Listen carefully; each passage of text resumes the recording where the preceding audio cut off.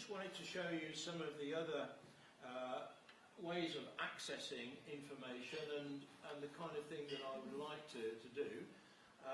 I created in Facebook a series of pages that are related to 360-degree video. So I've got one called 360 and 360 Churches.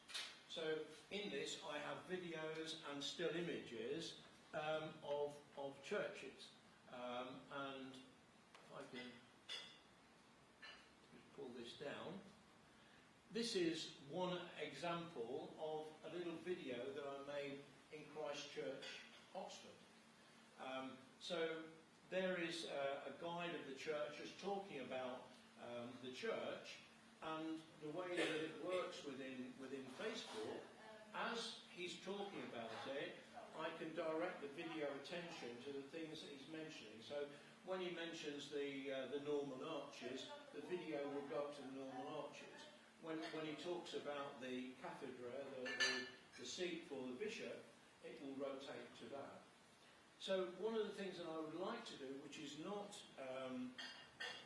in any way, you see it's now pointing up to the arches. One of the things that I would like to do is to do a tour of the UK and Europe, creating this kind of content for communities all around the UK and Europe. Not creating it for them, but showing them how to do it themselves so that they have control over their own material. So in the case of Grafton, I'd love to be able to create a Facebook page, 360 and Tricks 360 Grafton, which is all about the content in 360 degrees for Grafton's history. And it's something that you can link into your website. It's not to replace your website. It works along your website. But the thing about it is that it will reach a lot of people. Because in the case of this little video for Oxford, I did a trial of one of the Facebook campaigns, which essentially they say to you, if you pay £15, we will reach so many thousand people. So I did a little campaign for this video, and it reached 1,500 people. It actually reached a lot more than 1,500, but 1,500 people actually clicked on it to view the video. So it's a way of reaching a larger audience. And the final thing to show you is this is another virtual reality website, but this is Chinese.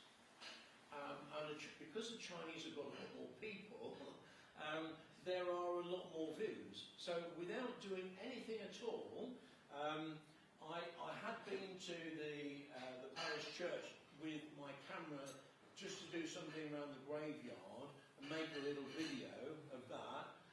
Without me doing anything, that's been seen by 596 people. Some of the other videos that I've made when I travel around the world, for example, there's a bus tour from Madrid. There's Kanchanaburi, Chinese temple. You can walk over the bridge over the River Kwai in 360 degrees. All of these things, and if you look at the number of people that view these videos, they're in the thousands. They're not in small numbers.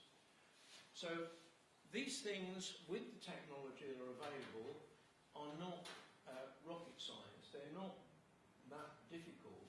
So rather than trying to earn a living from making this stuff, which I think I could probably easily do, I want to go and help other communities. So I'm working with the Royal Society of Arts and Commerce, the RSA. I'm a fellow of that, and they have created something called the Heritage Index for every local authority in the whole of the UK.